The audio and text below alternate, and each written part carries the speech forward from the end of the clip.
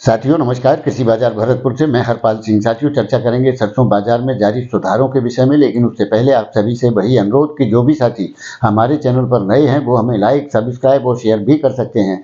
साथियों सरसों के बाजार में निरंतर सुधार की स्थितियां देखने को मिल रही हैं। जयपुर, दिल्ली, चरखी दादरी, सुमेरपुर, अलवर आदि मंडियों में आज भी सरसों के बाजार में 25 से 30 रुपए तक के सुधार देखे जा रहे हैं, जबकि भरतपुर मंडी में 5 रुपए की नरमी का रुख देखा गया है। भरतपुर मंडी जो कल 6165 रुपए के भाव थे, घटकर के 6160 रुपए के बोले जा रहे हैं। जयपुर मंडी 6525 रुपए, दिल्ली 6425 रुपए, चरखी दादरी 6400। इसी प्रकार से अन्य मंडियों के अंदर भी 25 से 50 रुपए तक के सुधार सरसों के बाजार में देखे गए, जबकि प्लांटों के अंदर भाव स्टेबल बने हुए हैं। गोयल कोटा 6250 रुपए, महेश एडिबल 7100 रुपए, अडानी बूंदी 6475 रुपए, बीपी और शारदा आगरा जर्नल के भाव 6700 रुपए पर स्टेबल बने हुए हैं। लेकिन साथियों आवकों का दौर 1,80,000 बैग्स पर आकर के सिमट चुका है, और जिस प्रकार से फसल की जो नई रबी तिलहनी फसलों में जो रकबे में गिरावट आई है, उसमें सर्वाधिक सरसों के रकबे में गिरावट की स्थितियां दर्ज की गई हैं, जिसके चलते लगभग 5.25 लाख हेक्टेयर में सरसों की बिजाई गत वर्ष से कम आंकी गई है। यानी कि कुल जो रकबा है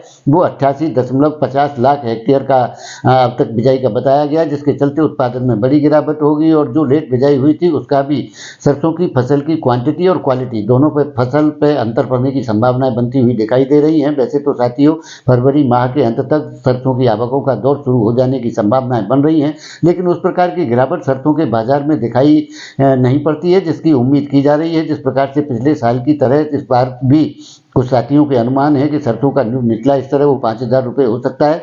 साथियों वैसे तो हम पहले भी इस बात से इनकार कर चुके हैं कि सरसों का फसल पर भी 5000 रुपये का न्यूनतम स्तर आने की संभावनाएं कहीं से कहीं तक बनती हुई प्रतीत नहीं होती हैं।